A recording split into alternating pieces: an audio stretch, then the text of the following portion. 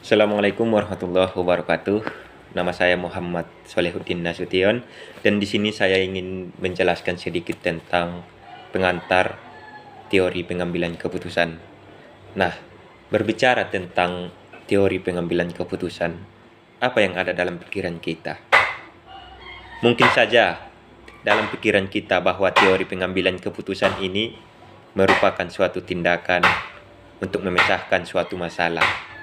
Sesuai dengan pengertian teori pengambilan keputusan, biasanya diartikan sebagai suatu proses pemilihan suatu alternatif dengan beberapa alternatif untuk memecahkan masalah. Nah, dapat kita simpulkan bahwa teori pengambilan keputusan ini merupakan suatu pemilihan tindakan dari beberapa tindakan yang akan kita gunakan untuk memecahkan suatu masalah. Nah, akan tetapi dalam pemecahan masalah tentunya kita harus melakukan pengambilan keputusan. Nah, berbicara tentang pengambilan keputusan, kita harus mengetahui dasar-dasar pengambilan keputusan.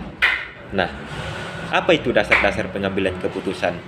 Dasarnya yang pertama intuisi, yang kedua rasional, yang ketiga fakta, yang keempat wewenang, dan yang kelima pengalaman.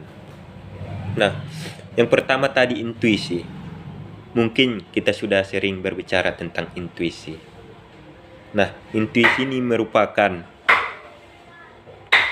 yang dikaitkan dengan perasaan ataupun kejiwaan. Nah, akan tetapi kali ini kita membahas tentang intuisi dalam pengambilan keputusan. Nah, oleh karena itu, keputusan yang kita ambil itu harus kita kaitkan dari perasaan dalam pengambilan keputusan, sehingga nantinya bisa dipengaruhi oleh sugesti ataupun faktor kejiwaan. Nah, yang kedua tadi rasional. Nah, rasional. Mungkin kita sudah sering berbicara tentang rasional. Nah, kan tetapi kali ini kita berbicara tentang rasional dalam pengambilan keputusan. Nah, oleh karena itu, keputusan yang kita ambil itu harus rasional. Apa itu rasional? Harus logis, harus objektif, harus transparan, ataupun harus konsisten. Nah, itulah sehingga nantinya keputusan yang kita ambil itu bisa berhubungan dengan tingkat pengetahuan. Dan yang ketiga tadi fakta. Nah, dalam pengambilan keputusan bisa juga diambil dari fakta. Kenapa? Karena karena kita harus mengetahui kenyataannya yang terjadi. Nah, yang keempat tadi dari wewenang. Berbicara tentang wewenang, tentunya kita berbicara tentang atasan. Nah, contohnya umpama dalam sebuah organisasi ataupun dalam sebuah perusahaan, tentunya ada seorang manajer. Nah, wewenang dari manajer harus dipatuhi oleh pekerja. Nah, dalam pengambilan keputusan, jika atasan kita menentukan suatu tindakan ataupun suatu keputusan, kita harus melakukannya. Dan yang kelima tadi pengalaman. Nah, dalam pemecahan suatu masalah, mungkin saja kita sudah sering memecahkan masalah yang hampir sama ataupun yang sudah sama dengan masalah yang terjadi sekarang. Makanya pengambilan keputusan bisa didasari oleh pengalaman. Dan selanjutnya kita berbicara tentang model pengambilan keputusan. Nah, model pengambilan keputusan ini yang saya ketahui ada 4. Yang pertama, model optimasi. Yang kedua, model static fishing. Yang ketiga, model mixed scanning. Dan yang terakhir, model heuristis. Nah, apa yang kita ketahui tentang model optimasi? Nah, optimasi merupakan umpamakan dalam diri kita sendiri.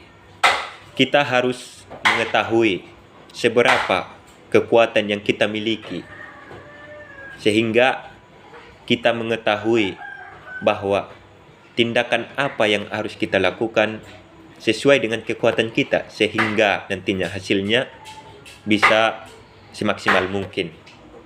Dan berbicara tentang mixed scanning. Mixed scanning ini biasanya diartikan sebagai usaha ataupun usaha mencari, usaha memproses, ataupun usaha menilai. Nah, dalam model pengambilan keputusan, mixed scanning ini biasanya digunakan untuk usaha mencari suatu informasi, usaha memperoleh suatu informasi, usaha menilai suatu informasi, sehingga kita dapat menentukan tindakan apa yang kita lakukan. Nah, dan yang terakhir, model heuritis. Nah, berbicara tentang model heuritis ini, kita harus membuat faktor-faktor internal yang kita miliki harus lebih berpengaruh daripada faktor-faktor eksternal yang kita miliki. Nah, selanjutnya kita membahas tentang faktor-faktor yang mempengaruhi pengambilan keputusan. Nah, kalau tidak salah ada 5 faktor yang mempengaruhi pengambilan keputusan. Yang pertama, kedudukan. Nah, kedudukan seseorang sangat berpengaruh terhadap pengambilan keputusan, karena tingkatan atasan kedudukan seseorang itu bisa membuat suatu keputusan yang harus kita jalankan. Dan yang kedua, masalah. Nah, masalahnya umpama terjadi masalah begini dan begitu. Nah, setelah itu kita mengetahui tindakan apa yang harus kita lakukan. Nah, yang ketiga, situasi. Nah, umpama terjadi permasalahan dalam perusahaan kita. Nah, kita harus mengetahui situasi kita bagaimana. Apakah situasi kita dalam keadaan baik-baik sehingga kita dapat terus melakukan suatu tindakan untuk pemecahan masalah. Yang keempat, kondisi. Nah, tidak jauh dari situasi tadi. Nah, kita juga harus mengetahui kondisi kita dalam pemecahan masalah itu. Dan yang terakhir, pengalaman. Dan yang terakhir, tujuan. Nah, dalam pengambilan keputusan, kita harus mengetahui tujuan apa yang ingin kita tuju, sehingga nantinya kita dapat menghasilkan hasil yang semaksimal mungkin.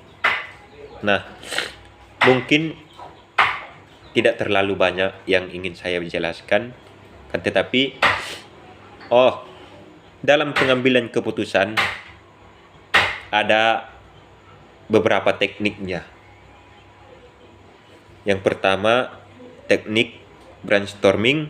Yang kedua, teknik retest. Yang ketiga, teknik rocket thinking. Yang keempat, teknik Delphi. Yang kelima, teknik fishbowling. Dan yang keenam, teknik didactic interaction.